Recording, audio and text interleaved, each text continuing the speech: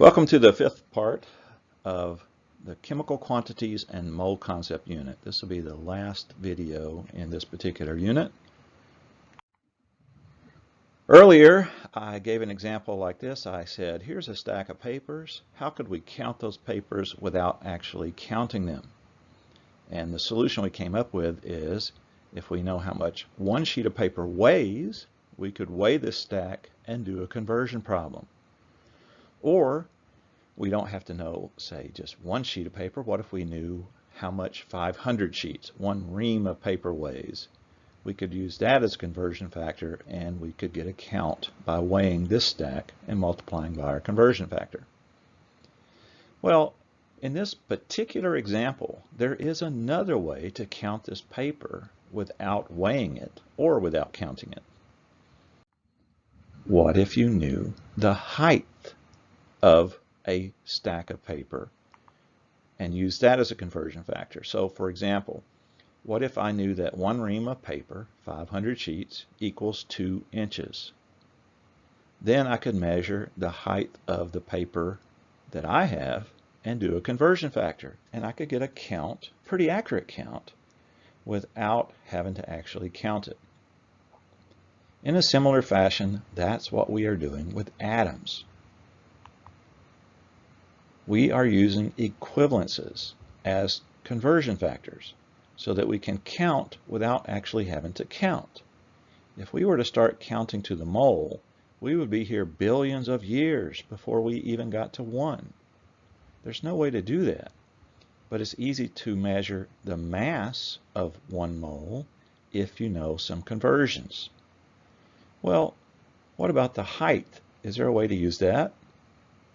Not really, but in the special case of gases, there is a conversion factor that we can use as an alternative to mass.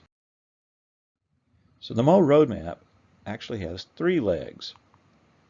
We have done conversions between particles and moles, between mass and moles.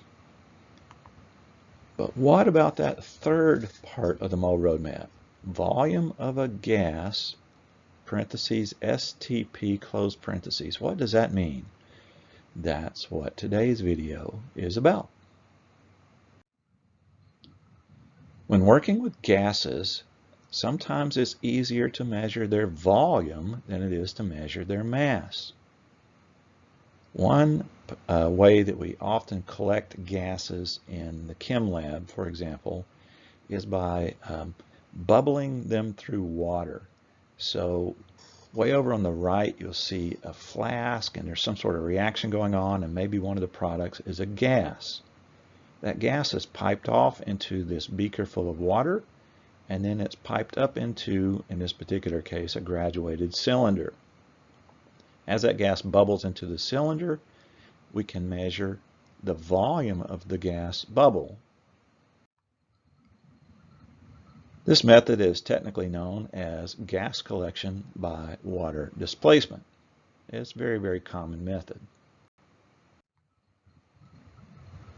Way back in the early 1800s, right after Dalton came up with the idea of atoms, Avogadro hypothesized that gas particles are much smaller than the empty space between those particles. In other words, in gases, there's a lot of emptiness. Even if you have a bottle full of gas, what you actually have is a little bit of gas and a whole lot of emptiness. So Avogadro concluded that if the bottle is mostly empty space, it really doesn't matter which gas you have inside. It's still mostly empty space.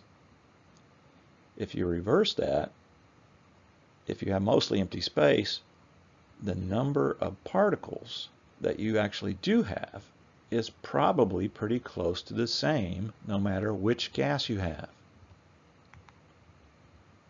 A lot of people kind of ignored what Avogadro had to say, and it was about 50 years later, after he had actually died, that people started paying attention and turned his hypothesis around the other direction and said, hey, if we have a given number of gas particles, under certain conditions, they should take up a given amount of space.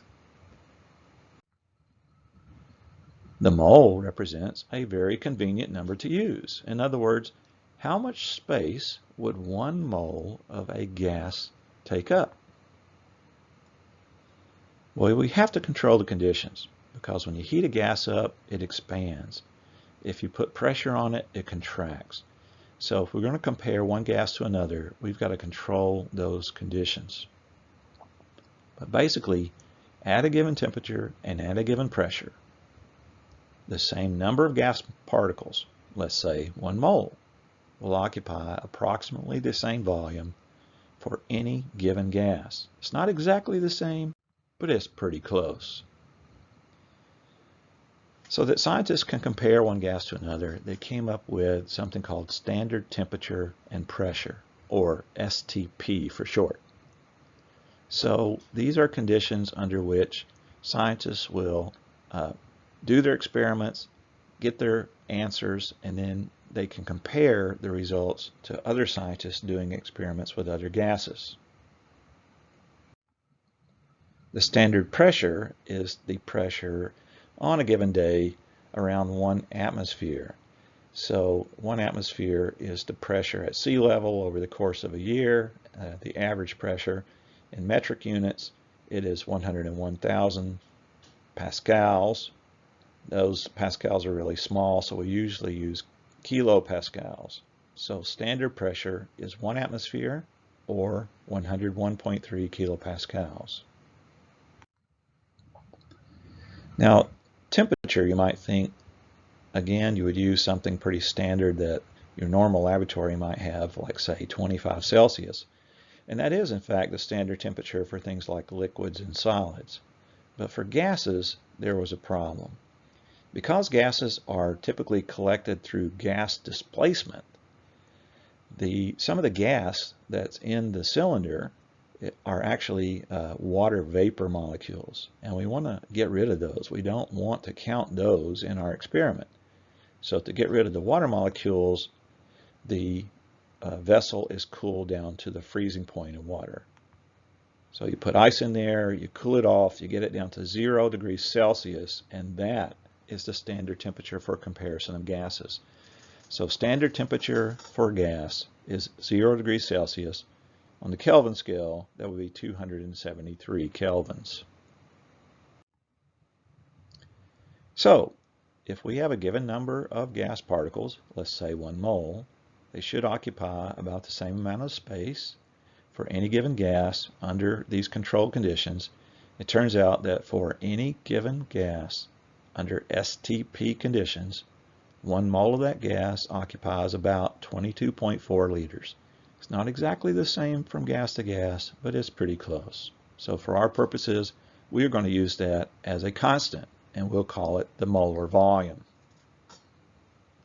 Keep in mind this figure, 22.4 liters, is only the volume when the gas is measured at standard temperature and pressure. For the purposes of today's video, we will just assume STP conditions. So because 1 mole of any substance contains Avogadro's number of particles, 22.4 liters of any gas at standard temperature and pressure contains Avogadro's number of representative particles. If we're talking about an atomic gas like helium or neon, then we're talking about atoms. If we're talking about oxygen, nitrogen, chlorine, the diatomic gases, then we're talking about molecules. If we're talking about other gases like carbon dioxide, sulfur dioxide, then we are also talking about molecules. We can use this statement, 1 mole of gas particles equals 22.4 liters of gas particles, as a conversion factor. In other words, we can now count gas particles by measuring volume. So on the mole roadmap, let's say that we had 10 liters of oxygen, and I want to know how many moles of oxygen that is. The 10 liters is indicated by the balloon at the top of the map. I write down what I have, which is 10 liters of oxygen. I write down what I want to find, which is moles of oxygen. This is a very important step, and I see so many students skipping it. Write everything down. don't just write down 10. Write down 10 liters O2. Don't just put an equals there. Put the units and the substance you want to find. It gives you a target to shoot for. We put on the left-hand side what we're given, on the right-hand side what we want to find. We look on our mole roadmap, put our finger where we're starting, which is 10 liters of O2. Put another finger where we want to go, which is moles of O2. Look at the conversion factor, which is 1 mole over 22.4 liters. Now the mole roadmap, you'll recall, gives generic conversion factors. I have to supply the specifics. So I don't write 1 mole, I write 1 mole of O2. I don't write 22.4 liters, I write 22.4 liters of O2. Now my liters of O2 on top and bottom will cancel each other. I'm left with 10 times 1 mole O2 over 22.4, which is 0.446 moles of O2, a little less than half of a mole. When you think about it, that makes sense. If 22.4 liters is 1 mole and I've got 10 liters, that's a little less than half of a mole. Let's try a slightly different problem. What if I had 1 liter of helium at STP? How many grams of helium would I have?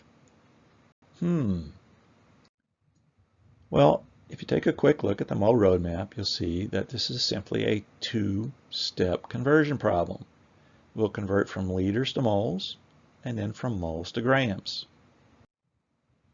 Let's write what we know on the left, 1 liter of helium. Write what we want to find on the right, grams of helium. Finger on the mole roadmap where we are starting, 1 liter of helium. Put our finger on where we want to go, which is grams. Trace a path. We do a conversion, 1 mole over 22.4 liters. That gets us to moles. And then we will convert to grams after that. So let's do that first conversion. 22.4 liters of helium equals 1 mole of helium. Liters on top and bottom are going to cancel. I'm left with moles of helium. I'm in the center of the mole roadmap.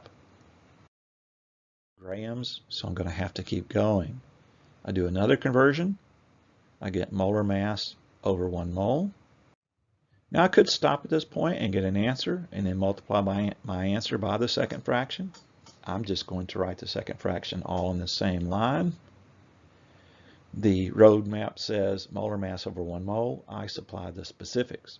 1 mole of helium is 4.003 grams of helium. I got that off the periodic table. Moles of helium on top and bottom will cancel. I'm left with 1 times 4.003 grams of helium over 22.4. My answer, 0.179 is what my calculator gives me, but a complete answer has the units of measurement, which is grams, and the substance, which is helium.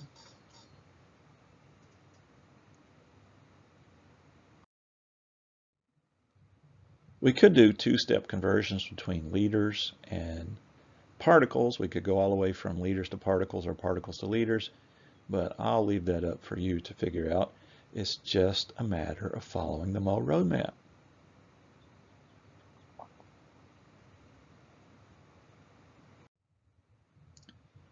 Here's the gist of what we learned in this video.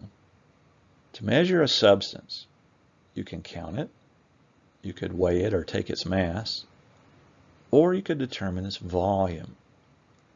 The mole is what offers us a way to bridge the gap between these types of measurements. 1 mole equals Avogadro's number of whatever it is you're counting. In the special case of gases, under standard temperature and pressure conditions, Avogadro's number of gas particles equals about 22.4 liters of volume. Hopefully you've got a set of practice problems. Get to work and enjoy your mole conversions.